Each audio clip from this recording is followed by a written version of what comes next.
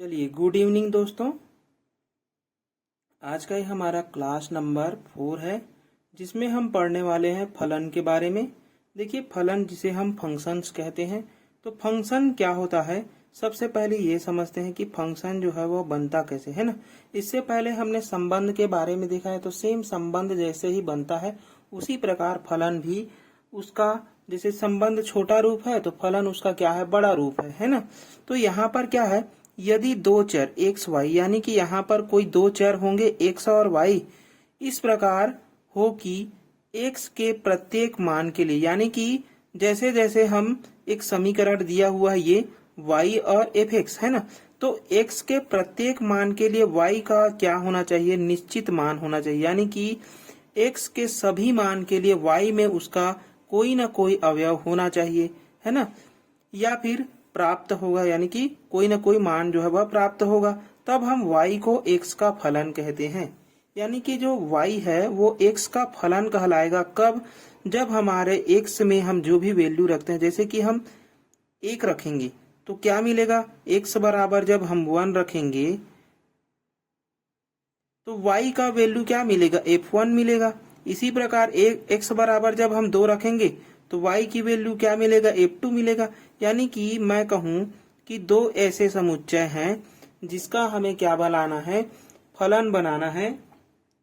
क्या बनाना है, फलन बनाना है। तो ये मैंने बना लिया f, ठीक है। मतलब कि इस नियम से ये जो a है और ये जो b है वो इसी नियम से जुड़ा है, इस फलन के नियम से जुड़ा है ना। यहाँ पर मैं मान लेता हूँ, यहाँ पर 1 है, यहाँ पर 2 है, यहाँ पर 3 है, यहाँ भी 1, यहाँ भी 2, यहाँ भी 3 है ना। अब मैं f को ऐसे एलिमेंट मान रहा हूँ कि ये y बराबर x है, तो मैं x की जगह में जब 1 रखूंगा तो y क्या मिलेगा, 1 मिलेगा। मतलब कि ये जो 1 है वो इस 1 से क्या होगा, रिलेशन में आ जाएगा है ना, संबद्ध हो जाएगा, ठीक है। ये इससे संबंधित हो जाएगा। जब मैं x बराबर 2 रखूंगा तो y की वैल्यू भी क्या आएगी, 2 आएगी।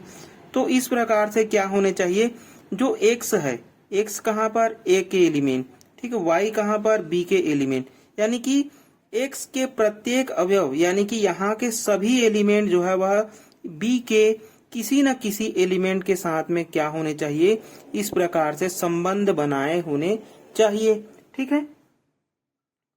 तो हम उस को क्या कहेंगे, फलन कहेंगे, ठीक है। तब हम उस f को क्या कहेंगे, फलन कहेंगे। किसमें, a से b में, या फिर x से y में हम क्या कहेंगे, फलन कहेंगे।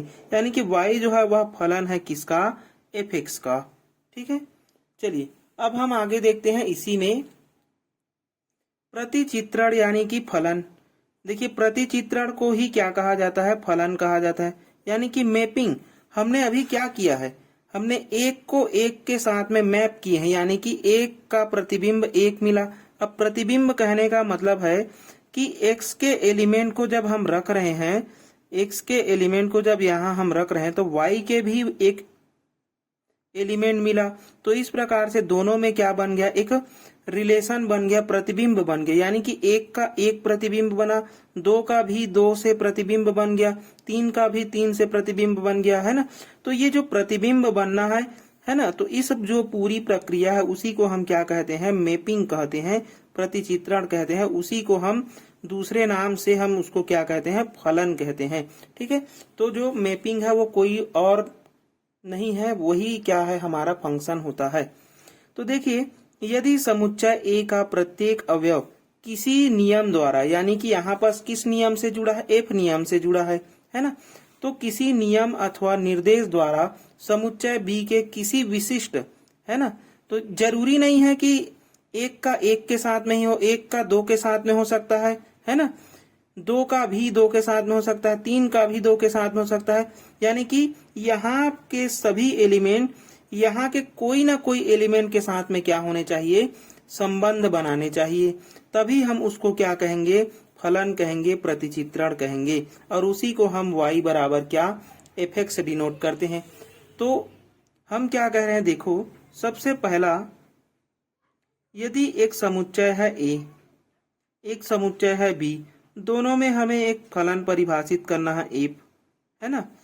तो इस फलन को हम लिखेंगे f सच दैट a से b, यानी कि प्रतिचित्रण एफ का क्या बन रहा है, प्रतिचित्रण बन रहा है ए से बी में। ठीक है, तो ए से बी में जैसे कि ए का बना 1 के साथ, बी का बना 2 के साथ, सी का बना 3 के साथ। तो इस प्रकार से यहाँ के सभी एलिमेंट है ना, मतलब कि यहाँ के सभी एलिमेंट यहाँ के सभी एलिमेंट के साथ में क्या बनाया है, एक प्रतिचित्रण बनाया है, इमेज बनाया है। ठीक है, यानी कि जब हम एफ ए रखेंगे है ना, एफ ए रखेंगे y बराबर, तो y का कोई ना कोई मान मिलेगा, उसी एफ ए को हम क्या नाम दिए हैं, 1 नाम दिए हैं। ठीक है, यानी कि एफ ए बराबर क्या है, 1 है। इसी प्रकार जब हमने y बराबर जो एफ ऑफ फंक्शन ऑफ क्या है, x था है ना, तो फंक्शन ऑफ x और x की जगह में जब हम b रख रहे हैं तो y की वैल्यू क्या मिल रही है, 2 मिल रही है। ठीक है, तो इस प्रकार से क्या हो गया, ये जो है वह फलन जो है वह परिभाषित हो गया, यानी कि यहाँ के सभी एलिमेंट यहाँ के सभी एलिमेंट के साथ में है, तो ये एक फलन है।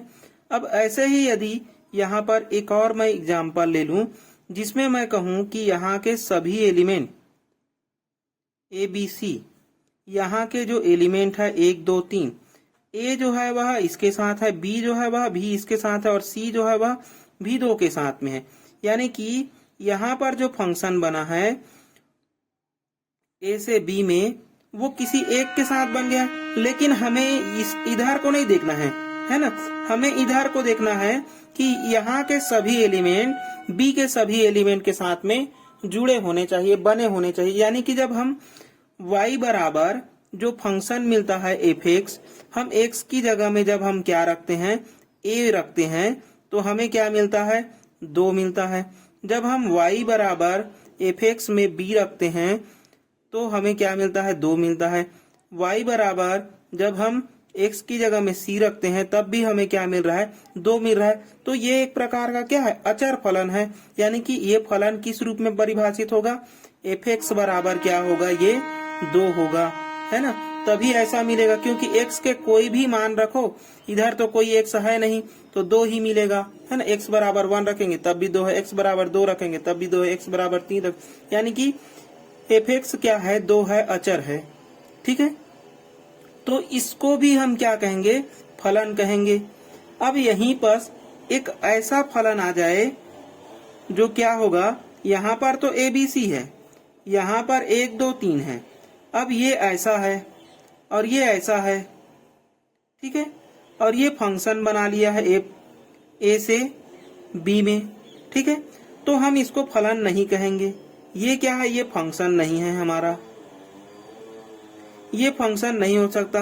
क्यों नहीं हो सकता, क्योंकि यहाँ पर एक एलिमेंट छूट चुका है ना, तो यहाँ के एलिमेंट नहीं छूटने चाहिए। ठीक है, अगर ये इसके साथ में जुड़ा होता या इसके साथ में जुड़ा होता या इसके साथ में जुड़ा होता तभी हम उसको क्या कहते, फलन कहते। अगर जब भी कोई इधर का एलिमेंट छूट जाए और इधर का एलिमेंट छूटे चाहे मत छूटे, इससे मतलब नहीं है, बी से हमें ए से मतलब है। यानी कि आप एक डाटा दे रहे हैं ना, जैसे कि कंप्यूटर में कोई भी बटन दबाते हैं तो उसका कुछ न कुछ शो होता है, कोई भी बटन दबाते हैं तो उसका कुछ न कुछ शो होता है, कोई भी बटन दबाते हैं तो उसका कुछ न कुछ शो होता है ना। तो वही कहने का मतलब है कि आप कुछ दबा रहे हैं तो वहाँ कुछ आपको मिलना चाहिए, कुछ दबा रहे हैं तो कुछ मिलना। अब कुछ दबाए हैं कुछ नहीं मिला तो ये फंक्शन हो सकता है क्या, नहीं हो सकता है ना। तो ऐसा जो है अगर इधर नहीं मिलता है तो ये फंक्शन नहीं कहलाएगा। ठीक है, और दूसरा और आगे देखते हैं हम लोग। अब देखिए, अब है हमारा ये ए और ये है हमारा बी और ये बनाया फंक्शन। अब हम इसकी पहचान कैसे करेंगे, ए बी सी, और यहाँ पर है 1 और 2। तो देखिए, अगर एक जो है वह ए जो है वह 1 के साथ, बी जो है वह 2 के साथ है और सी जो है वह 2 के साथ में है, तब भी ये फंक्शन है। ये क्या है, हमारा फंक्शन है। अब सर यहाँ पर तो ये दोनों एक ही रिजल्ट दे रहे हैं, तो हो सकता है, ऐसा हो सकता है ना, जैसे कि मैंने यहाँ पर लिखा था ना, एफ बी बराबर 2 मिला था और एफ सी बराबर भी 2 मिला है, तो इसमें कोई ये नहीं है ना, यहाँ के सभी एलिमेंट यहाँ के किसी न किसी एक के साथ में संबंध बनाना चाहिए, है ना, एक या एक से अधिक के साथ में। ठीक है, तो ये हमारा क्या हो गया, फंक्शन हो गया। ठीक है, मतलब ये सही लिखा हुआ, ये एक फंक्शन है। अब ऐसा दे दिया जाए, ये हमारा ए है और ये हमारा बी है, यहाँ पर ए बी सी, यहाँ पर है 1 और 2। अब देखिए यहाँ पर ये एलिमेंट जो है वह इसके साथ है, ये एलिमेंट जो है वह इसके साथ है, ठीक है, और ये एलिमेंट जो है वह इसके साथ भी है, दो के साथ। तो देखिए कभी भी ऐसा मिल सकता है क्या कि आप एक बटन दबाएं और दो दो रिजल्ट मिल जाए? नहीं हो सकता है ना। यहाँ पर हम ए दबा रहे हैं तो या तो 1 मिल सकता है या फिर 2 मिल सकता है, यानी कि यहाँ पर का एक एलिमेंट यहाँ के केवल एक एलिमेंट के साथ होगा, दो के साथ नहीं हो सकता है ना। यहाँ के दो यहाँ के एक के साथ हो सकता है, यानी कि यहाँ लिख सकते हैं ए का सभी एलिमेंट, सभी एलिमेंट कहने का मतलब है एक या एक से अधिक, एक या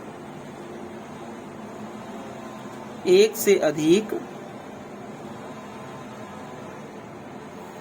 अवयव बी से संबद्ध बना सकता है। क्या बना सकता है? संबद्ध, यानी कि रिलेट हो सकता है, ठीक है, संबद्ध बना सकता है।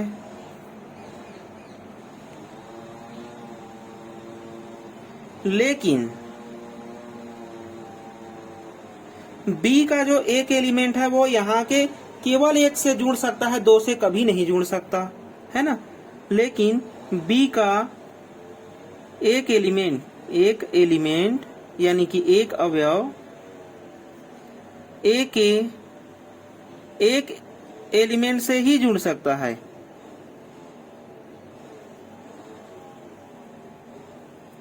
से ही जुड़ सकता है,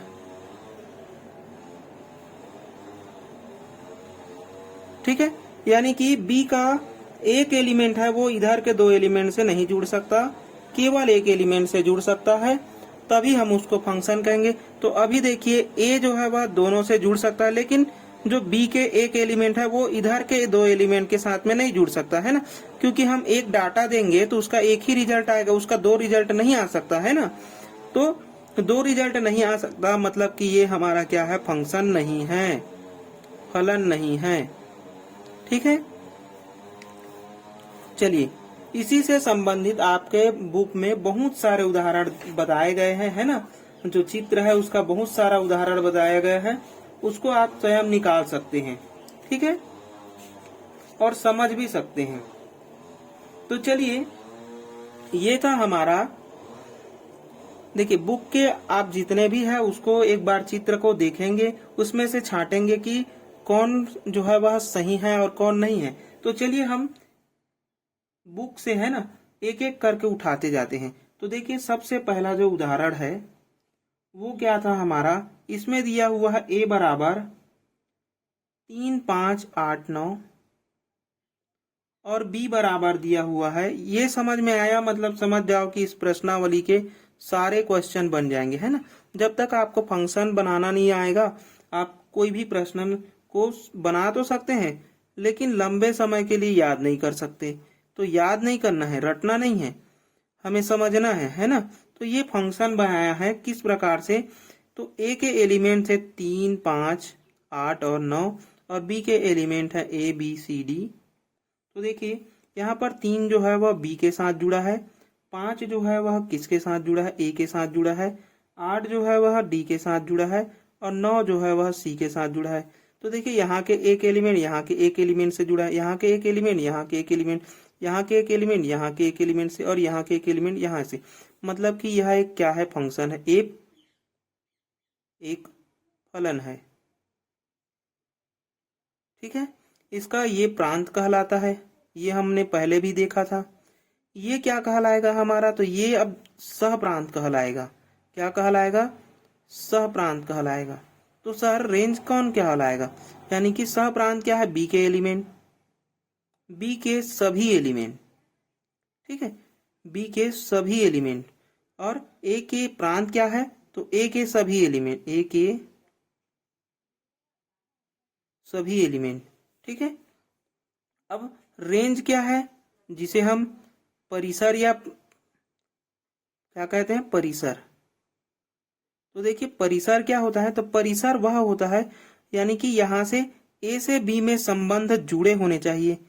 ए से बी में संबंधित अवयव,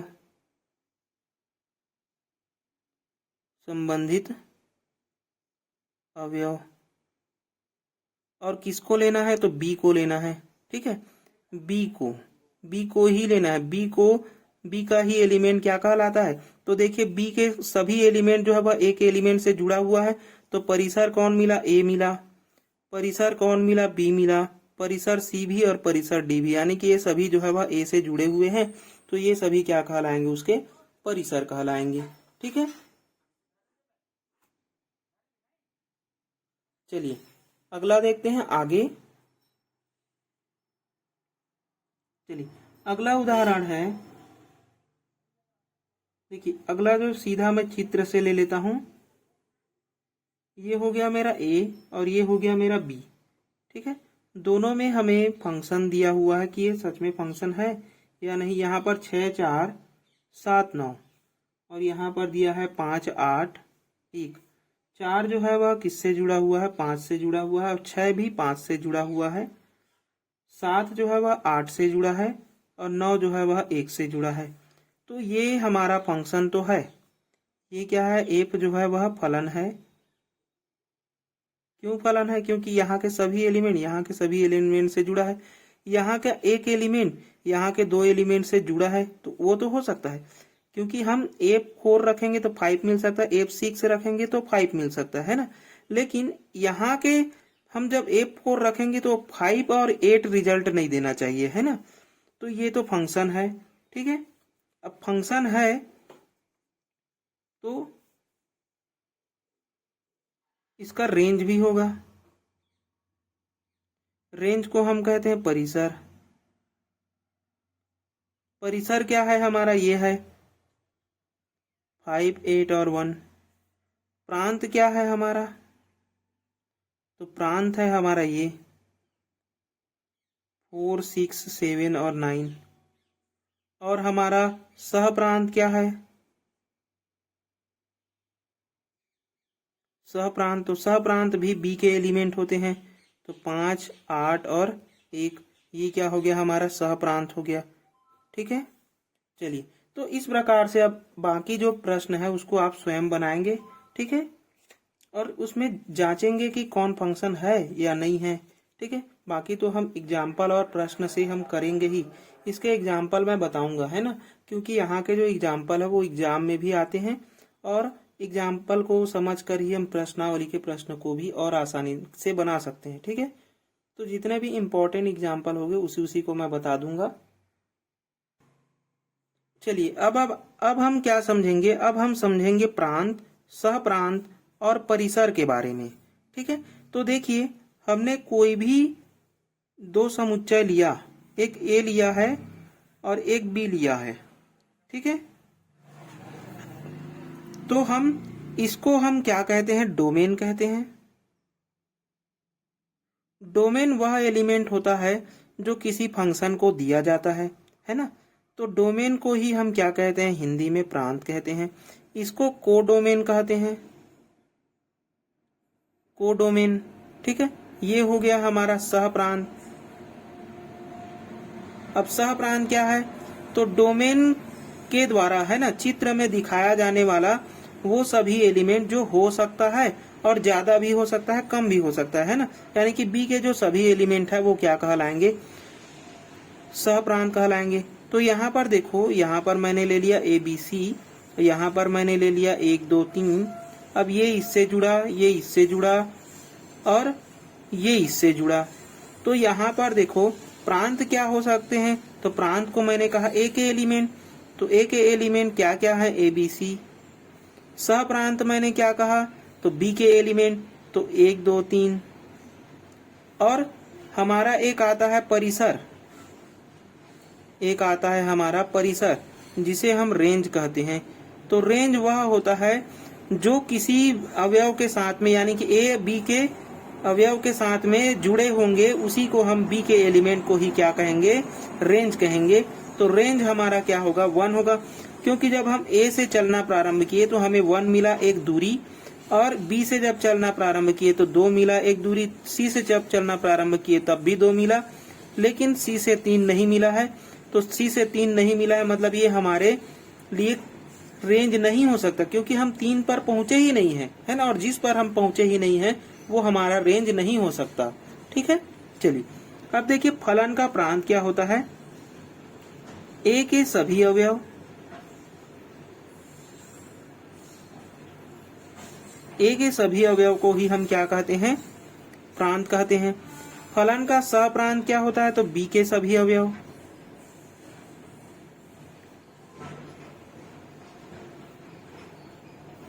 बी के सभी अवयव। फलन का परिसर किसे कहते हैं, तो देखिए फलन का जो परिसर है बी द्वारा ए से संबद्ध अवयव, संबद्ध अवयव, यानी कि बी के वह एलिमेंट जो ए से जुड़ा हो। इसको दूसरी भाषा में हम क्या लिख सकते हैं, बी का वह अवयव जो ए से जुड़ा हो, वो क्या कहलाता है, रेंज कहलाता है, परिसर कहलाता है। ठीक है, तो इससे सरल भाषा और नहीं हो सकता, है ना। अब यहां से समझ में आ गया होगा कि ए के सभी अवयव को हम डोमेन कहते हैं, है ना, बी के सभी अवयव को हम कोडोमेन कहते हैं, और सी के सभी अवयव को हम क्या कहते हैं, रेंज कहते हैं। ठीक है, अब देखिए कुछ इंपॉर्टेंट पॉइंट। ए का प्रत्येक अवयव बी का एक अद्वितीय अवयव हो, यानी कि ए का जो सभी एलिमेंट है वो क्या कह रहा है, बी से किसी न किसी प्रकार से जुड़ा होना चाहिए। ठीक है, दूसरा क्या कह रहा है कि बी का प्रत्येक अवयव ए के किसी न किसी अवयव से प्रतिबिंब बनाए, यह जरूरी नहीं है। यानी कि जो बी का एलिमेंट है वो इधर के एलिमेंट के साथ में बना भी सकता है और नहीं भी बना सकता है, जैसे कि यहाँ पर नहीं बनाया है ना। तो यह जरूरी नहीं कह सकते कि बी के एलिमेंट इधर होने चाहिए, यानी कि जुड़े होने चाहिए, ये जरूरी नहीं है। लेकिन ए के लिए जरूरी है कि ए का एलिमेंट बी से जुड़ा ही होना चाहिए, तभी हम उसको क्या कहेंगे, फंक्शन कहेंगे, एफ कहेंगे, फंक्शन। ठीक है, चलिए तो ये हो गया। अब देखिए यहाँ पर कुछ पॉइंट आता है, जैसे कि प्रतिबिंब, जिसे हम इमेज कहते हैं, है ना। तो इमेज क्या है, हम इमेज की बात कर रहे हैं, तो इमेज क्या है, और तो सबसे पहले हम समझते हैं इमेज क्या है। ठीक है,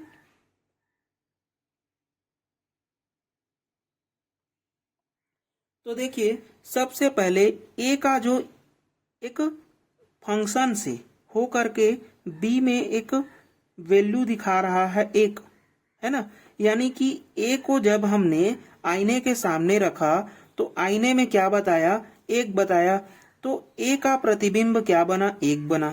तो हम लिख सकते हैं यहाँ पर, है ना, फंक्शन में एफ में ए का प्रतिबिंब, ए का प्रतिबिंब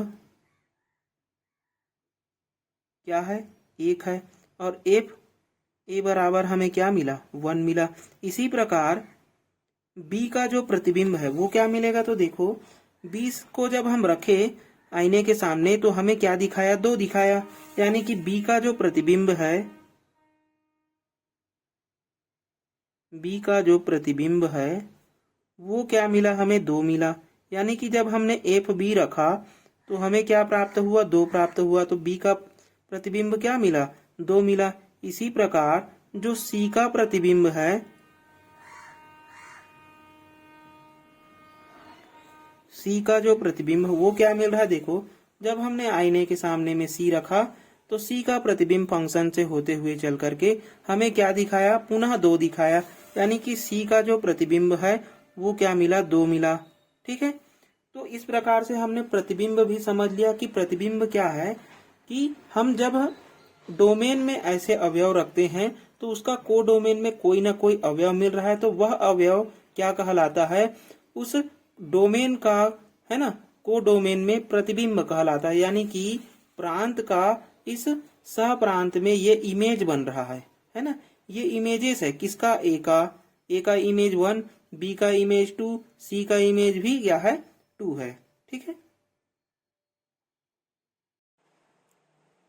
चलिए अब आगे हम क्या देखने वाले हैं, कुछ प्रामाणिक वास्तविक फलनों के बारे में। मतलब कि ऐसे ऐसे फलन है ना, जो कि हमारे आगे चल करके काम आने वाले हैं। तो कुछ ऐसे स्टैंडर्ड फंक्शंस हैं, उन फंक्शंस को हम देखते हैं। तो सबसे पहला हमारा जो फलन आता है उसे हम अचर फलन कहते हैं। अचर फलन कहने का मतलब है ऐसा फलन जिसमें कोई भी मान रखने पर परिवर्तित ना हो, उसी को हम क्या कहेंगे, कांस्टेंट फंक्शन यानी कि अचर फलन कहते हैं। ठीक है,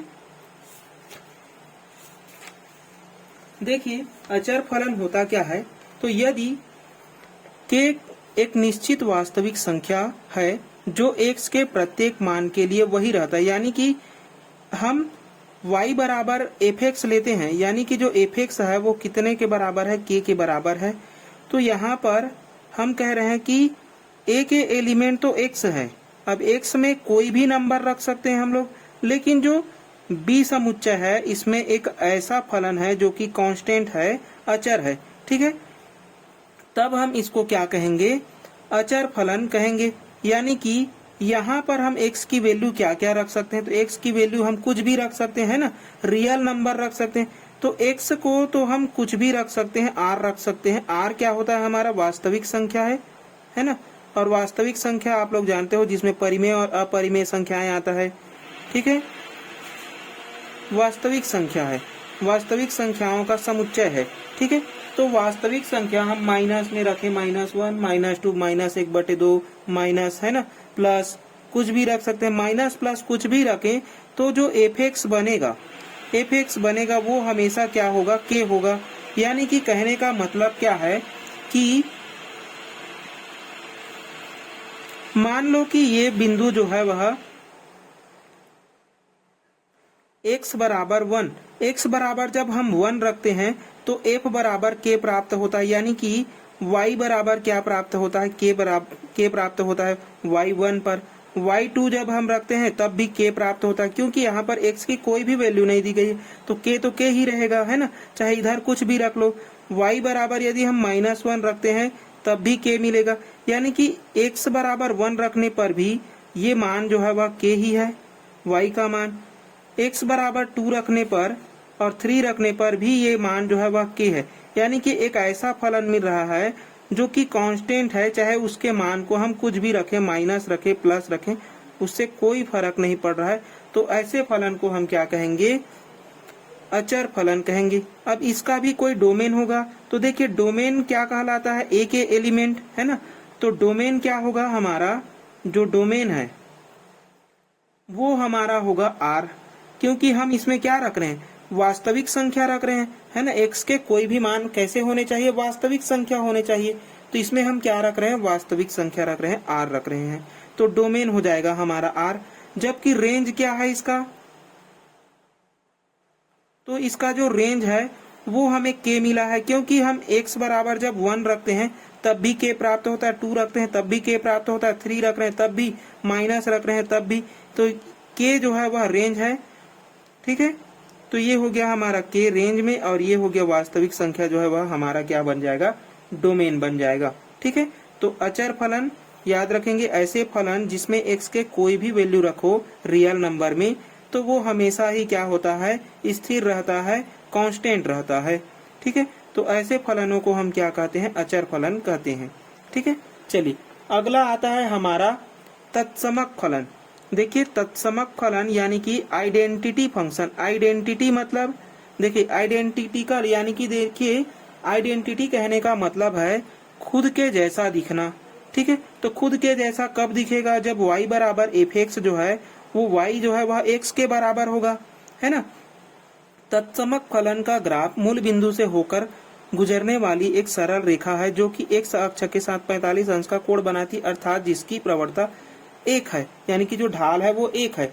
तो ये परिभाषा से तो उतना समझ में नहीं आएगा, लेकिन x बराबर यदि हम 1 रखेंगे तो हमें क्या मिलेगा, y की वैल्यू 1 मिलेगी।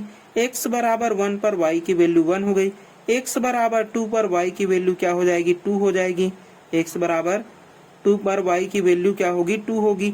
x बराबर यदि हम -1 रखेंगे तो y की वैल्यू क्या हो जाएगी -1, और x बराबर जब हम -2 रख रहे हैं तो y की वैल्यू क्या मिलेगी, इसमें रखेंगे तो -2 मिलेगी।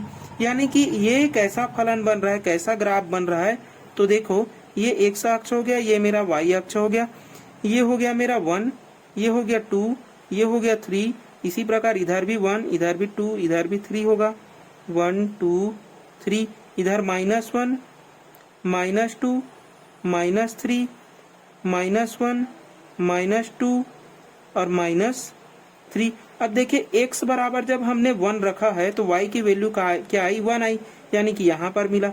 x इक्वल टू हमने जब 2 रखा तो y की वैल्यू क्या आ गई 2 आ गई, यानी कि ये हो जाएगा हमारा 2 है ना। x इक्वल टू 2 पर y की वैल्यू 2, x इक्वल टू 3 रखेंगे तो y की वैल्यू 3 आएगी। ठीक है, इसी प्रकार जब हमने x की जगह में -1 रखा तो ये वैल्यू कितनी आई -1 आई। x की जगह में -2 रखा तो y की वैल्यू भी कितनी आई -2 आई। x की जगह में जब हम 3 रखेंगे तो ये कितना आएगा, तो ये हमारा एक ग्राफ मिलेगा इस प्रकार से, जो कि क्या होगा मूल बिंदु से तो होकर जाएगा। ठीक है, देखिए इसको अच्छे से बनाते हैं तो ये हो जाएगा हमारा ग्राफ, है ना, जो कि मूल बिंदु से होकर जाता है, और इसी को हम क्या कहते हैं y बराबर x का ग्राफ कहते हैं। यानी कि y बराबर x का ग्राफ मिलता है, जो कि देखिए ये तो पूरा हमारा 90 अंश कहलाता है, तो आधा कितना कहलाएगा 45 अंश, है ना। तो ऐसा ग्राफ यानी कि आइडेंटिटी फंक्शन ऐसा फंक्शन होता है जिसके प्रत्येक एलिमेंट x के एलिमेंट और y के एलिमेंट बराबर होते हैं, है ना। और यह जो ग्राफ है उसका ग्राफ जो है वह y बराबर x होता है और 45 अंश के कोण पर झुका होता है, यानी कि एक सरल रेखा होता है। ठीक है, अब देखिए आगे चलते हैं हम लोग बहुपद फलन के बारे में। चलिए तीसरा हम जानेंगे बहुपद फलन के बारे में, जिसे हम पॉलिनोमियल फंक्शंस कहते हैं। तो देखिए पॉलिनोमियल फंक्शन हमने पहले भी 10वीं क्लास में पढ़ लिया है ना। वह फलन जो प्रत्येक वास्तविक संख्या से याद रखेंगे r, और r में क्या होता है हमारा रेशनल नंबर यानी कि परिमेय नंबर, परिमेय संख्या और अपरिमेय संख्या दोनों होता है। ठीक है,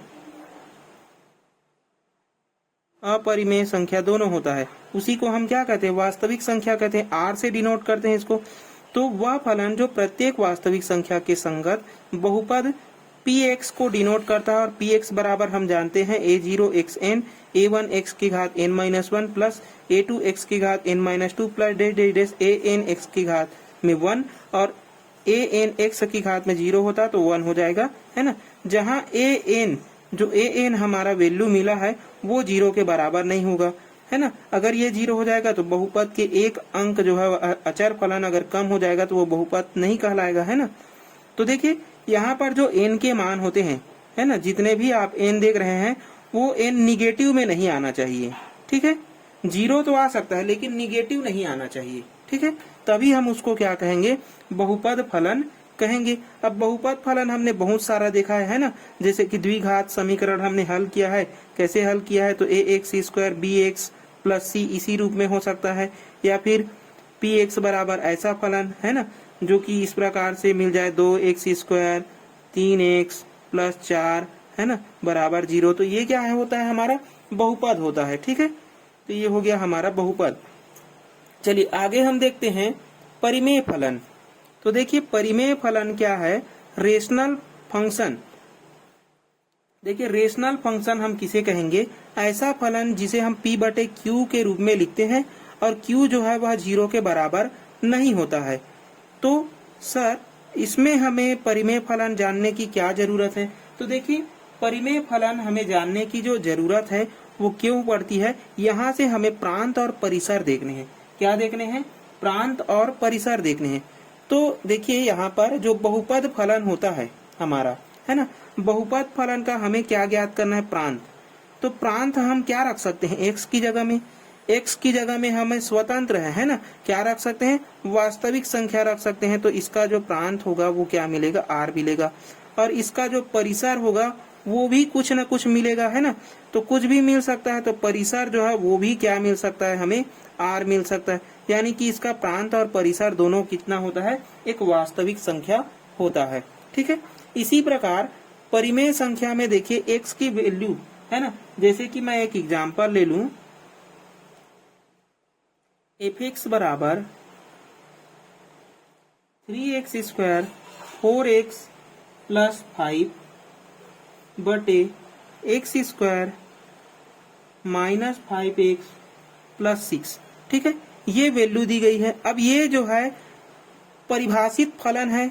कब परिभाषित फलन है, जब इसके जो डिनोमिनेटर है ना, वो जीरो नहीं होने चाहिए, यानी कि जो qx है ये जीरो नहीं होने चाहिए, चूंकि x square minus 5x plus 6 ये क्या नहीं होना चाहिए, जीरो नहीं होना चाहिए। तो हाँ, यहाँ से हम कुछ वैल्यू निकाल सकते हैं क्या, तो देखो x स्क्वायर इसको हम तोड़ेंगे तो 3x माइनस 2x में, और ये plus 6 does not equal to zero, तो x कॉमन लेंगे तो x माइनस 3 मिलेगा, माइनस 2 कॉमन लेंगे तो x माइनस 3, यानी कि x की क्या क्या वैल्यू मिल रही है यहाँ पर, x माइनस 2 और x minus 3 does not equal to zero. इसलिए हम कह सकते हैं कि x को हमें 2 नहीं रखना है और x को हमें क्या नहीं रखना है, 3 नहीं रखना है।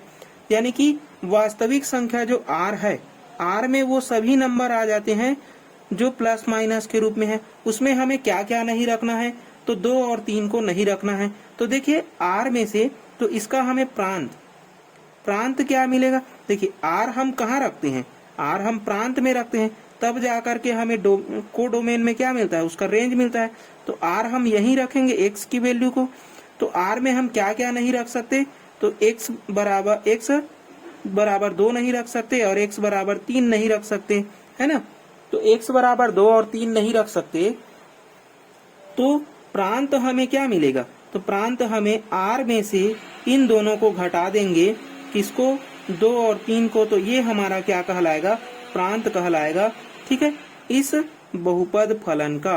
और रेंज क्या कहलाएगा, तो रेंज अभी यहाँ से कुछ भी मिल सकता है ना, रेंज के लिए हम नहीं कह सकते, क्योंकि हम अलग अलग मान रखेंगे तो अलग अलग रेंज निकलते जाएगा। ठीक है, तो यहाँ पर से हम प्रांत निकाल सकते हैं, r में 2 और 3 नहीं रख सकते। ठीक है, चलिए, तो ये था हमारा परिमेय फलन। अब आगे चलते हैं हम लोग मापांक फलन की ओर। चलिए देखिए, मापांक फलन जिसे हम मॉडुलस फंक्शन कहते हैं, तो ऐसा फंक्शन जो f(x) बराबर क्या होने चाहिए, मॉड x होने चाहिए। नहीं, ये परिभाषा नहीं है, है ना। परिभाषा क्या है, ऐसा फलन जिसके प्रत्येक मान के लिए जो x के वैल्यू निकलेंगे वो क्या मिलेंगे, हमें पॉजिटिव में मिलेंगे।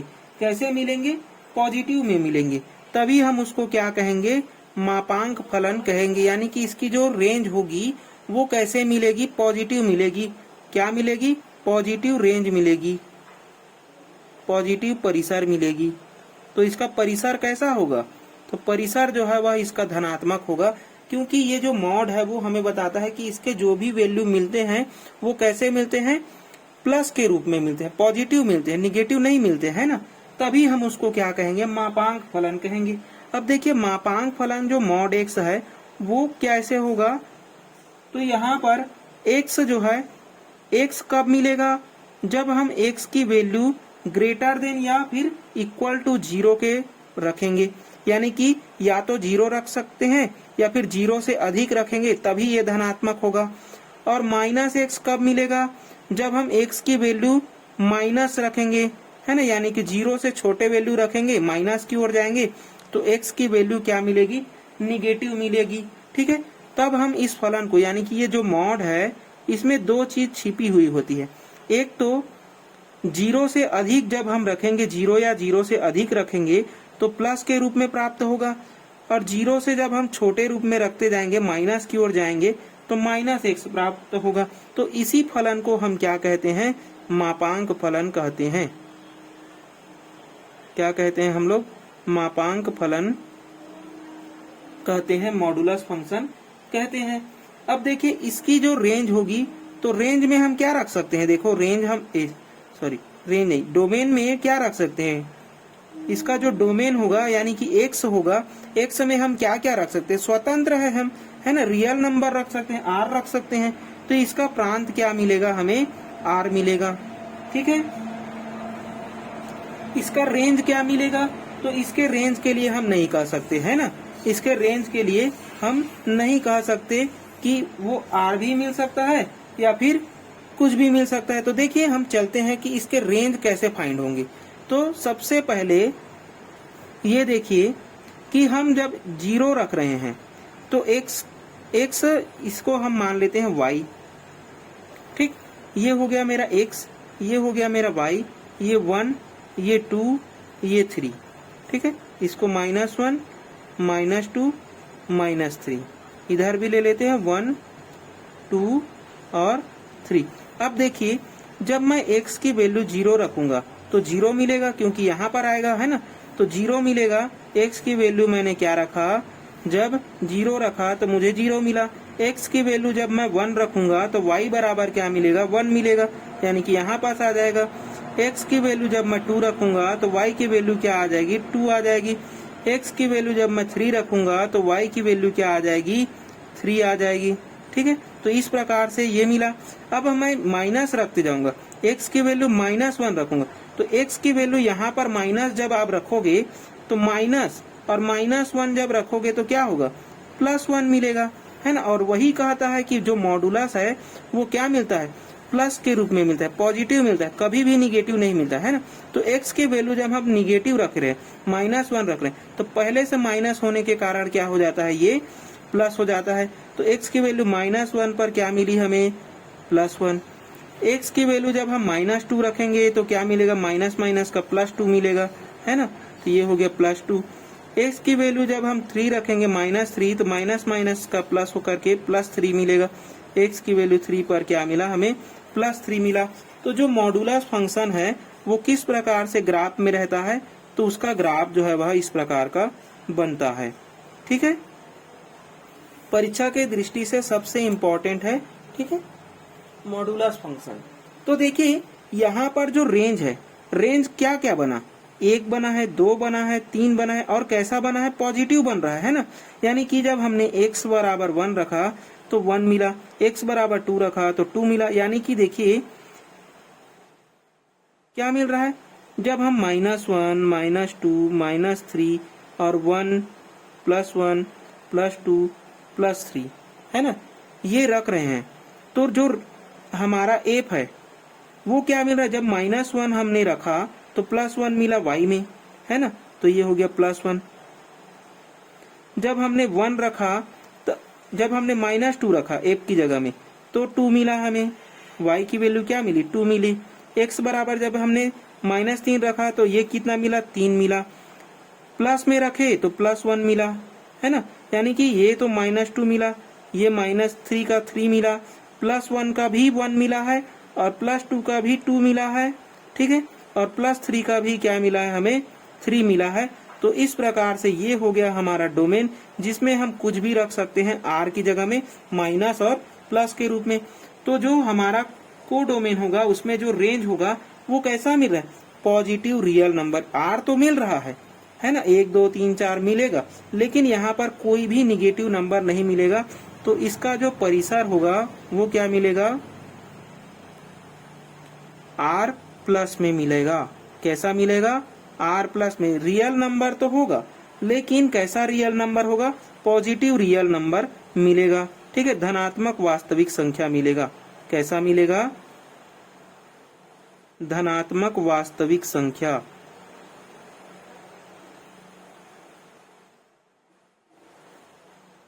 ठीक है, ये मिलेगा हमें धनात्मक वास्तविक संख्या। तो ये थी हमारी मॉडुलस फंक्शन। ठीक है, देखिए मॉडुलस फंक्शन हमने देखा, मॉडुलस फंक्शन क्या होता है, f(x) बराबर mod x, है ना। mod x यह बताता है कि इसके जितने भी y एलिमेंट मिलेंगे वो प्लस में मिलेंगे, यानी कि पॉजिटिव मिलेंगे। उसी को हम क्या कहते हैं, रेंज कहते हैं, यानी कि पॉजिटिव रेंज मिलेगा। यानी कि जो रेंज है वो कैसा होगा, पॉजिटिव होगा। तो पॉजिटिव होगा, और हम इसमें r ही रख सकते हैं, रियल नंबर ही रख सकते हैं। हम x की जगह में क्या रख सकते हैं, रियल नंबर रख सकते हैं। तो रियल नंबर जब हम रखेंगे तो क्या क्या मिलेगा हमें, तो सभी प्लस में आंसर आते जाएगा y में, है ना। तो y में प्लस आता गया है, इसलिए इसका परिसर क्या हो गया, पॉजिटिव रियल नंबर हो गया। कोई भी यहाँ पर निगेटिव रियल नंबर नहीं मिलेगा, है ना। जब हमने यहाँ पर 0 भी रखा था तो यहाँ भी क्या मिला था, 0 मिला था, है ना। तो 0 रखने पर भी हमें क्या मिला था, 0 मिला था। तो बी वो क्या है, एक नॉन, देखिए 0 को हम ना तो पॉजिटिव ना तो रियल कह सकते हैं, लेकिन यहाँ पर धनात्मक वास्तविक संख्या मिलता है, ना कि ऋणात्मक, यानी कि ऋणात्मक नहीं मिलेगा, वास्तविक संख्या मिलेगा। धनात्मक वास्तविक संख्या और 0 मिल सकता है ना। और क्या मिल सकता है, तो 0 मिल सकता है। ये हो गया हमारा मापांक फलन। ये आपके प्रश्न बनाने में बहुत ज्यादा हेल्प करेगा, क्योंकि इसी के प्रश्न आपके 12वीं में बहुत सारे बनते हैं ना। चलिए अब हम आगे चलते हैं। एक और महत्वपूर्ण फंक्शन है, उसको भी समझते हैं हम लोग। चलिए अब हम देखते हैं सिग्नम फलन।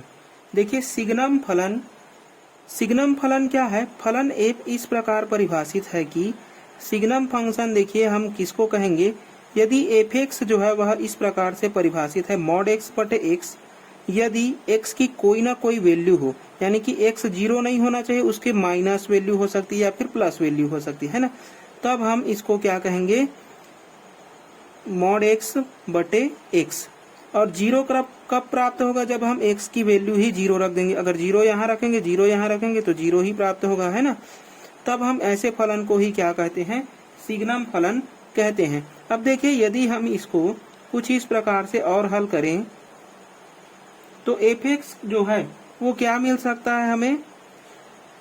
देखिए x की वैल्यू यदि मैं प्लस रखते जाऊं, यानी कि x की वैल्यू मैं 0 से बड़े रखते जाऊं, यानी कि 1 2 3 4 5, तो 1 रखूंगा, यहाँ भी 1, यहाँ भी 1। अब ये तो +1 होगा, ये भी 1 हो गया, तो क्या मिलेगा, मुझे 1 मिलेगा, है ना। जब मैं 2 रखूंगा तो ये +2 मिलेगा और ये भी +2 रहेगा, तो 2 और 2 कैंसिल होकर 1 मिलेगा। x की वैल्यू अगर मैं 3 रखूंगा तो ये 3 मिलेगा प्लस में, और ये भी 3 मिलेगा, तो 3 3 कैंसिल होके क्या मिलेगा, 1 मिलेगा। यानी कि x यदि मैं 1 2 3 4 5 है ना अनंत तक रखता जाऊंगा तब भी मुझे क्या मिलेगा, 1 ही मिलेगा। x को यदि मैं निगेटिव रख रहा हूँ, निगेटिव रखने पर -1 रखूंगा, तो -1 रखूंगा तो ये तो -1 हो जाएगा, नीचे वाला -1, ऊपर वाला -1 रखूंगा, और जो कि मॉड में है, और मॉड क्या होता है, प्लस होता है, और ये माइनस, तो ये क्या आ जाएगा, -1। तो ये वैल्यू कैसी आएगी, -1 आएगी। अगर मैं -2 रखूंगा तो ये -2 हो जाएगा, और -2 होके +2 में निकलेगा, और ये हो गया -2, और दोनों कैंसिल होके फिर से -1 मिलेगा, है ना।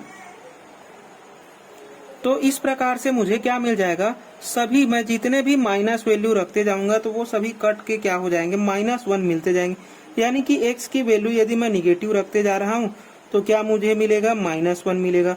यदि मैं x बराबर 0 रखूंगा तो x बराबर 0 पर तो दोनों, इसको मैं 0 रखूंगा तो 0 ही होगा, और नीचे 0 होगा तो 0/0 यानी कि क्या हो जाएगा, 0 हो जाएगा। यानी कि x बराबर 0 पर क्या होगा, वो 0 होगा। तो इस फलन को हम इस प्रकार से परिभाषित कर सकते हैं, है ना। तो देखिए इस फलन में हमने क्या क्या रखा, प्रांत क्या है, प्रांत मैंने क्या क्या रखा, जो डोमेन था, डोमेन में मैंने कैसे कैसे वैल्यू रखे, तो 0 भी रखे, माइनस भी रखे, प्लस भी रखे, है ना। यानी कि मैंने जो फलन है उसके प्रांत में मैंने क्या क्या वैल्यू रखे, r वैल्यू रखे हैं। और जो परिसर है वो क्या मिला है मुझे, तो परिसर मुझे केवल 3 ही मिल रहे हैं, -1 +1 और 0, है ना। यानी कि जो परिसर है, जो हमारा रेंज है, वो हमेशा या प्लस रखेंगे, प्लस वैल्यू रखते हैं तो 1 मिल रहा है, माइनस वैल्यू रख रहे हैं तो -1 मिल रहा है, 0 रख रहे हैं तो 0 मिल रहा है। यानी कि हमारा रेंज जो है वह क्या मिल रहा है, -1 0 और +1, ठीक है। और ये एक ऐसा समुच्चय बना लेंगे, ठीक है। तो ये हो गया हमारा प्रांत और परिसर, ठीक है। अब देखिए ये जो चित्र है वो कैसे बनेगा, इसका जो चित्र है वो कैसे बनेगा, देखो 1 2 और ये हो गया मेरा 3, 1 2 और ये हो गया मेरा 3, ठीक है। इधर भी मैं 1 2 और ये हो गया मेरा 3, 1 2 और ये 3, ठीक है। ये मेरा पॉजिटिव एक्सिस है और ये मेरा निगेटिव पॉजिटिव है ना। इधर मेरा निगेटिव है जिसे मैं x डेज और y डेज को मैं निगेटिव, ठीक है। तो देखिए जब हमने x की वैल्यू 1 रखी तो 1 रखी तो 1 मिल रहा है, 2 रखा तब भी 1 मिल रहा है ना। यानी कि कैसा वैल्यू मिल रहा है, जब हम x के कोई भी वैल्यू रख रहे हैं, 1 रख रहे हैं, 2 रख रहे हैं, 3 रख रहे हैं, तो x का जो वैल्यू है वो क्या मिल रहा है, हमें इस प्रकार से मिल रहा है, 1 ही मिल रहा है। यानी कि x बराबर जब 1 रखा तब भी 1 मिला, x बराबर 2 रखा तब भी 2 मिला, x बराबर 3 रखा तब भी 3 मिला। यानी कि ये इस प्रकार से मिल रहा है मुझे। ठीक है, ऐसे आगे चलते जाएगा। x बराबर 0 रखने पर क्या मिलता है, हमें 0 मिलता है। यानी कि ये यहाँ पर हमारा खाली हो जाएगा, यहाँ पर कुछ भी वैल्यू नहीं मिलेगा। वो x बराबर 0 पर कहाँ आ जाएगी, यहाँ आ जाएगी, है ना। बिंदु कहाँ आ जाएगी, यहाँ आ जाएगी। यानी कि ये जो चित्र है वो इस प्रकार से अभी बना है, x बराबर 0 पर यहाँ आ गए। और x बराबर जब हमने -1 रखा तो 1 मिल रहा है, -1 मिल रहा है। x बराबर 2 रख रहे हैं, -2 रख रहे हैं तो -1 मिल रहा है। x बराबर जब -3 रख रहे हैं तब भी -1। यानी कि जब हम निगेटिव वैल्यू रख रहे हैं तो क्या मिल रहा है, -1 मिल रहा है। यानी कि इस प्रकार से मिल रहा है। तो ये जो चित्र है वो कैसा बना है हमारा, इस प्रकार से बनेगा। ठीक है, ये हमारा क्या हो गया, सिग्नम फंक्शन का एक चित्र बन गया। ठीक है, ये हमारा ओरिजिन पॉइंट है 0। चलिए अब हम आगे देखते हैं महत्तम पूर्णांक फलन के बारे में। महत्तम पूर्णांक फलन क्या है, जिसे हम ग्रेटेस्ट इंटीग्रल फंक्शन कहते हैं। किसी वास्तविक संख्या x के लिए ग्रेटेस्ट इंटीजर फंक्शन को हम इसी में दर्शाएंगे, बड़े वाले कोष्टक में लिख लेंगे x को। वो हमारा हो जाएगा ग्रेटेस्ट इंटीजर फंक्शन का मान x से छोटा या बराबर होता है। यानी कि जो एक ग्रेटेस्ट इंटीजर फंक्शन है वो हमेशा क्या रहेगा, या तो x के बराबर मिल सकता है या फिर x से छोटा मिल सकता है, कभी भी x से बड़ा नहीं मिल सकता। ठीक है, तो देखिए यहाँ पर कुछ एग्जाम्पल लेते हैं। ग्रेटेस्ट इंटीजर फंक्शन के अंदर में यदि मैं 0.51 रखूंगा तो इसका ग्रेटेस्ट इंटीजर फंक्शन मुझे क्या मिलेगा, 0 मिलेगा। तो सर आपने 0 को क्यों ले लिया, तो देखिए ग्रेटेस्ट इंटीजर फंक्शन क्या कहता है, वह फंक्शन लीजिए जो क्या होनी चाहिए, इंटीजर होनी चाहिए। कैसी होनी चाहिए, इंटीजर होनी चाहिए। इंटीजर कैसा रहता है, हमारा जो i है वो कैसा रहता है, या तो -∞ से लेकर के चलता है, -∞, -1, 0, +1, है ना, +2 ऐसे मिलेगा। कोई भी हमारा रेशनल वाला पार्ट नहीं मिलता है। ठीक है, +∞ तक मिलेगा। तो देखिए इसमें हम देखेंगे तो इसमें इंटीजर पार्ट क्या है, तो इसका इंटीजर पार्ट हमारा 0 है तो हम ले लेंगे 0। इसी प्रकार यदि 1.12 है तो इसका इंटीजर पार्ट क्या है, 1 है, क्योंकि वह संख्या लेंगे हम पॉइंट के बाद वाले सेक्शन को नहीं लेते हैं। ठीक है, ऐसे ही हमारा यदि 2.23 है तो हम उसको क्या ले लेंगे, 2 ले लेंगे। तो ये हमारा ग्रेटेस्ट इंटीजर फंक्शन का क्या हो जाएगा, वैल्यू हो जाएगा। ठीक है, अब इसका जो ग्राफ है वो कैसे बनता है वो देखते हैं। 1 2 3 -1 -2 -3 1 2 3 1 2 3, ये हो गया y और ये हो गया x, ये x डैश, ये y डैश। ठीक है, अब देखिए हमने जब x की वैल्यू 0 से लेकर के कुछ भी रखते जाएंगे, 0 अगर कुछ भी रखते जाएंगे तो x की वैल्यू जो इंटीजर है वो क्या मिलेगी, 0 मिलेगी। यानी कि x की वैल्यू यहाँ से यहाँ तक हम कुछ भी रखें वो वैल्यू कहाँ पर आकर खत्म हो जाएगी, इसी पर आकर खत्म हो जाएगी। यानी कि 0 ही मिलेगा। x की कोई भी वैल्यू रखो वो 0 तक मिलेगा। यानी कि 0 यदि हम 9 भी रख देंगे तब भी हमारी वैल्यू क्या आएगी, 0 आएगी। यानी कि यहाँ तक आएगी। ठीक है, और 1 कभी भी प्राप्त नहीं होगा। क्या प्राप्त नहीं होगा, 1 कभी भी प्राप्त नहीं होगा। तो मैं इसको खाली वाले डिब्बे से बता रहा हूँ, है ना। अब जब हमने 1.12 1.23 1.45 है ना कुछ भी रखेंगे तो उसकी वैल्यू क्या आएगी, 1 आएगी। यानी कि 1 से लेकर के यदि हम 2 तक रख रहे हैं, 1 से लेकर के 2 तक की कोई भी वैल्यू रखे हो उसका आंसर क्या मिलेगा, आपको 1 ही मिलेगा। यानी कि यहाँ तक की कोई भी वैल्यू रख रहे हैं तो हमें क्या मिल रहा है, 1 मिल रहा है। कभी भी 2 नहीं मिलेगा तो 2 को खाली छोड़ दो। ठीक है, 2 से जैसे ही हम 3 तक जाएंगे तो 2 से 3 तक यदि हम रख रहे हैं तो देखिए 2 से 3 तक रखेंगे तो ऐसे ही हमें क्या मिलेगा, ये 2 मिलेगा। कभी भी क्या नहीं मिलेगा, हमारा ये वाला पार्ट नहीं मिलेगा। और 3 कभी भी नहीं मिलेगा। यानी कि इस प्रकार से ये आगे चलते जाएगा। इसी प्रकार यदि हम निगेटिव में वैल्यू रखते जाएं, निगेटिव में वैल्यू रखते जाएं, तो इसका इंटीजर पार्ट क्या है, -1 है ना। तो ये भी क्या मिलेगा, -1 मिलेगा। अगर 0, अगर मैं -0.13 लिख दूं तो इसकी जो ग्रेटेस्ट इंटीजर वैल्यू होगी वो क्या मिलेगी मुझे। तो देखिए यहाँ पर अगर मैं ग्रेटेस्ट इंटीजर वैल्यू देखूं तो ये माइनस वाला है, तो इससे अधिक जाएगा। कैसा जाएगा, इंटीजर की ओर जाएगा। यानी कि हमारा x क्या बताता है, x की वैल्यू जो है वह कभी भी अगर निगेटिव में है तो ये कैसा मिलेगा हमें, -1 मिलेगा। ये कैसा मिलेगा हमें, -2 मिलेगा। सर यहाँ पर तो इंटीजर 1 है, यहाँ पर तो इंटीजर -0 है ना। तो यहाँ पर इंटीजर अगर हम 0 को ले लेंगे, -0 को, तो देखिए वो -0.1 से क्या हो जाएगा, बड़ा हो जाएगा, है ना।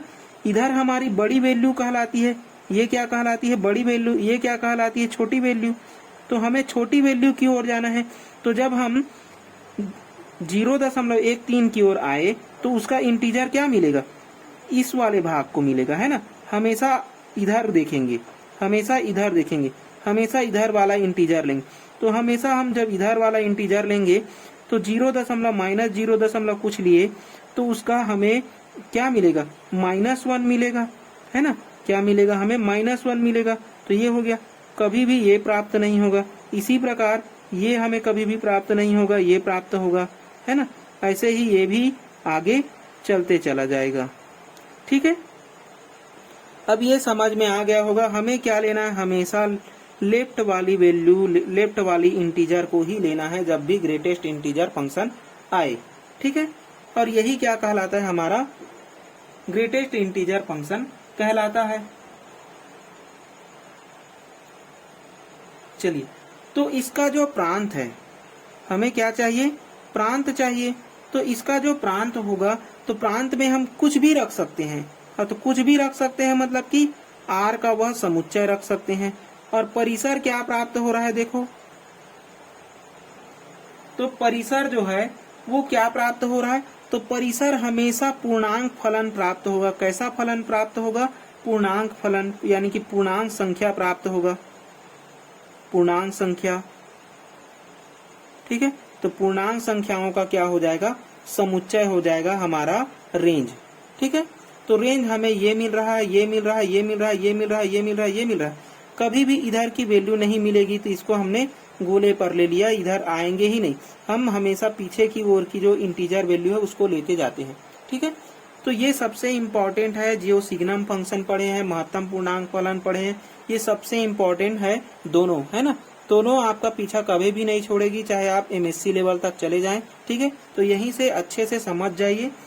अब देखिए अगला है हमारा वर्गमूल फलन। तो वर्गमूल फलन क्या होता है, ऐसा फलन जो वर्ग रूट के रूप में लिखे। लेकिन वर्ग रूट में लिखने का कंडीशन है कि ये जो धनात्मक वास्तविक संख्या ही मिले, यानी कि जो f(x) है वो हमेशा पॉजिटिव मिले, बाहर में भी पॉजिटिव रहे और अंदर में भी पॉजिटिव रहे, कभी भी अंदर में निगेटिव नहीं हो सकता। ठीक है, चलिए, तो x की वैल्यू जो हम रखेंगे वो कैसे रखेंगे, प्रांत क्या रख सकते हैं। तो प्रांत हमेशा क्या होगा, यहाँ पर r+ होगा, यानी कि पॉजिटिव रियल नंबर ही हम रखेंगे। ठीक है, तो इसका जो प्रांत हमने रखा है वो कैसा मिला हमें, पॉजिटिव रियल नंबर मिला, है ना, पॉजिटिव ही रख सकते हैं। और इसका जो परिसर भी प्राप्त होगा वो भी क्या प्राप्त होगा, हमारा पॉजिटिव प्राप्त होगा। ठीक है, तो प्रांत और परिसर यहाँ पर दोनों क्या है, बराबर है। ठीक है, अब है हमारा अगला पॉइंट, चरघातांकी फलन, एक्सपोनेंशियल फंक्शन। एक्सपोनेंशियल फंक्शन क्या होता है, f(x) बराबर e की घात में x मिले, उसी को हम क्या कहते हैं, एक्सपोनेंशियल फंक्शन कहते हैं। इसका जो प्रांत होता है वो क्या होता है, तो वो होता है r होता है, रियल नंबर होता है। यानी कि एक्सपोनेंशियल फंक्शन में जो प्रांत होता है वो कैसा होता है, वास्तविक संख्याओं से परिभाषित होता है। यानी कि जो x है उसकी वैल्यू माइनस में 0, 1, 2, 3 कुछ भी रख सकते हैं, यानी कि माइनस भी रख सकते हैं, 0 भी रख सकते हैं और प्लस भी रख सकते हैं, यानी कि हम r रख सकते हैं। तो देखिए r पर ये जो फंक्शन है वो इस प्रकार से एक्सपोनेंशियल फंक्शन जो है वह परिभाषित होता है। ठीक है, तो यहाँ पर देखने से पता चल रहा है कि y का मान जो है वह कभी भी निगेटिव नहीं आया है, यानी कि जो परिसर है वो कैसा है हमारा, पॉजिटिव है ना। 0 पे भी टच नहीं हुआ है, केवल पॉजिटिव नंबर मिला है, ठीक है। तो r कैसा होगा, प्लस होगा, ठीक है। तो ये हो गया हमारा चरघातांकी फलन। चलिए अगला है हमारा 10वां पॉइंट। 10वां पॉइंट दिया हुआ है लघु गणिकीय फलन, यानी कि ऐसा फलन जो f(x) बराबर log x दे। अब log x में हम x बराबर 0 नहीं रख सकते, क्योंकि x बराबर 0 जब रखेंगे तो log 0 जो है वो 0 हो, log 0 जब भी रखते हैं तो फलन जो है वह अपरिभाषित होता है, यानी कि x बराबर हम 0 नहीं रख सकते, ठीक है। तो log x बराबर 0 नहीं रख सकते, ये बात ध्यान रखेंगे। और log की जो वैल्यू है वो हमेशा क्या आनी चाहिए, पॉजिटिव आनी चाहिए, यानी कि लघु गणिकीय फलन जो है वो प्लस में ही रख सकते हैं। तो प्लस में ही रख सकते हैं, यानी कि r प्लस रख सकते हैं, मतलब कि हमारा जो प्रांत है वो क्या मिलेगा, हमें पॉजिटिव मिलेगा, पॉजिटिव रियल नंबर मिलेगा, ठीक है। तो इसका जो परिसर है, देखो परिसर चित्र से ही समझ में आ रहा है, वास्तविक संख्याओं का एक समुच्चय मिला है ना, जिसमें माइनस की वैल्यू भी है और प्लस की वैल्यू भी है, यानी कि इसका परिसर तो दोनों है, माइनस भी मिल जा रहा है और प्लस भी मिल जा रहा है, ठीक है। तो इसका परिसर क्या मिलेगा, वास्तविक संख्याओं का समुच्चय मिलेगा, r मिलेगा, क्योंकि इसका ग्राफ ही ऐसा होता है कि इसके वैल्यू जो है वह निगेटिव भी है और पॉजिटिव भी है। देखिए इधर निगेटिव वैल्यू भी मिला है ना। y की वैल्यू क्या मिली है, y की वैल्यू को देखना है हमें, x की वैल्यू को नहीं देखना है, y की वैल्यू को देखना है, यानी कि x की वैल्यू में हमने कोई भी वैल्यू रखा तो y की वैल्यू निगेटिव भी आई है, इसलिए परिसर क्या है हमारा, दोनों है, 0 भी मिला है और y की वैल्यू निगेटिव भी मिला हुआ है, ठीक है। तो प्रांत और परिसर समझ में आ गया और इसके ग्राफ याद रखेंगे, ठीक है। चलिए आगे हम देखते हैं, अगला है हमारा 11वां व्युत्क्रम फलन, जिसे हम रेसिप्रोकल फंक्शन कहते हैं। तो देखिए रेसिप्रोकल फंक्शन क्या होता है, ऐसा फंक्शन जिसे 1/x के रूप में लिखा जा सके, यानी कि किसी फलन को 1 में लिखा जा सके, यानी कि किसी संख्या को 1/, के रूप में यदि हम लिख रहे हैं तो वही फंक्शन क्या कहलाता है, रेसिप्रोकल फंक्शन कहलाता है। लेकिन x बराबर हम 0 नहीं रख सकते, क्योंकि 1/0 जो है वह अनंत होता है, अनंत यानी कि अपरिभाषित हो जाएगा। तो x बराबर 0 नहीं रख सकते, और x बराबर 0 नहीं रख सकते तो x की वैल्यू निगेटिव और पॉजिटिव रख सकते हैं। इसलिए जो हमारा प्रांत है, प्रांत में हम क्या रख सकते हैं, r तो रखेंगे, लेकिन क्या नहीं रखेंगे, 0 नहीं रखेंगे, उस 0 को हम घटा लेंगे।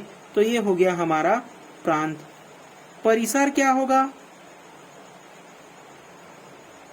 तो देखिए इसका जो परिसर है, परिसर कैसे मिलेगा, ये वैल्यू क्या कहलाती है, इसी को हम y कहते हैं।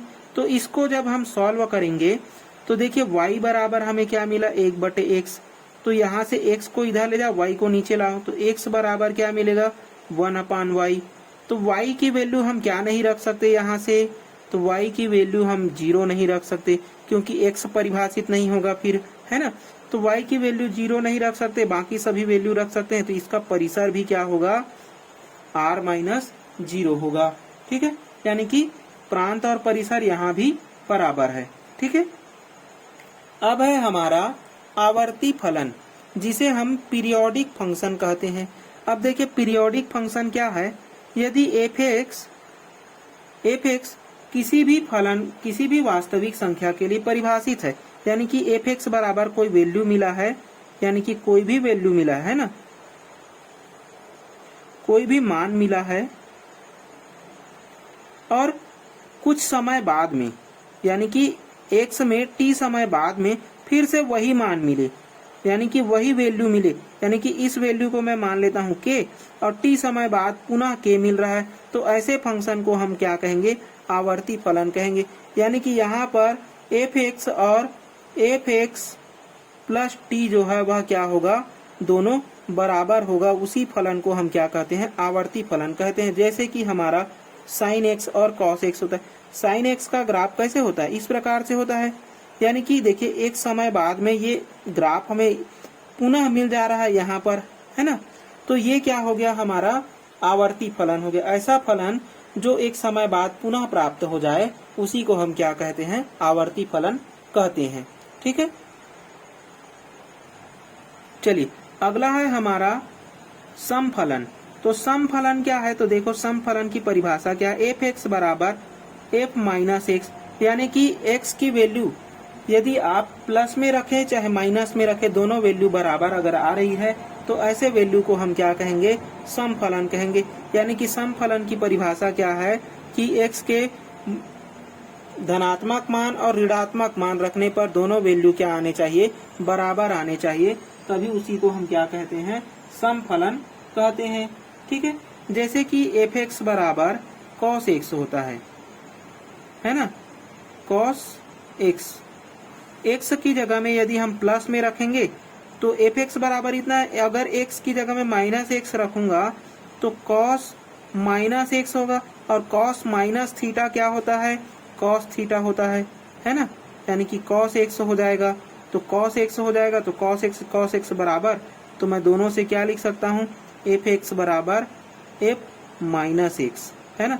तो ऐसे फलन को ही हम क्या कहते हैं, समफलन कहते हैं। ठीक है, अब है हमारा लास्ट विषम फलन। तो विषम फलन क्या है, एफ एक्स बराबर नहीं होगा एफ माइनस एक्स के, यानी कि ऐसा फलन जो एक्स के धनात्मक वैल्यू और ऋणात्मक वैल्यू बराबर नहीं होते क्या कहलाएंगे, विषम फलन कहलाएंगे। जैसे कि एफ एक्स बराबर साइन एक्स है, अब एक्स की जगह में माइनस एक्स रखूं तो क्या मिलेगा,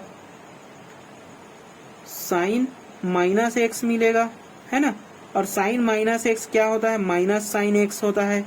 ठीक है, तो ये हो जाएगा हमारा माइनस एफ एक्स। अब दोनों इक्वेशन से देखने पर देखिए क्या मिल रहा है, एफ एक्स बराबर तो है लेकिन कैसा बराबर है, माइनस एफ एक्स, माइनस के रूप में लिखेंगे तब वो बराबर होगा। यानी कि ऐसा फलन जो दोनों या तो बराबर नहीं होंगे या फिर बराबर होंगे, तो कैसे बराबर होंगे, एफ एक्स बराबर माइनस एफ माइनस एक्स होगा। ठीक है, या फिर इसी को ऐसा भी लिख सकते हैं, एफ माइनस एक्स बराबर माइनस एफ एक्स। ठीक है, चलिए तो ये था हमारा इस प्रश्नावली का थ्योरी क्लास। ठीक है, आई होप आप लोगों को अच्छा लगा होगा थ्योरी क्लास। इसको आप जरूर देखें, क्योंकि इसको देखे बिना आपके प्रश्न नहीं बनेंगे, अगर बन भी जाएंगे तो एग्जाम आते आते आप भूल जाएंगे, है ना। अगर ये सभी चीज आपको स्पष्ट तौर से समझ में आ गया होगा, बन रहा होगा, है ना, तो आपके जो क्वेश्चन है वो बहुत ही इजी हो जाएंगे। ठीक है, तो चलिए आज का क्लास हम यहीं तक रखते हैं। अच्छा लगे तो लाइक शेयर एंड सब्सक्राइब जरूर करें और अपने दोस्तों को भी बताएं, है ना, क्योंकि मैं फ्री में पढ़ा रहा हूं तो आपका भी कर्तव्य बनता है कि आप अपने दोस्तों को भी सेंड करें। चलिए, धन्यवाद।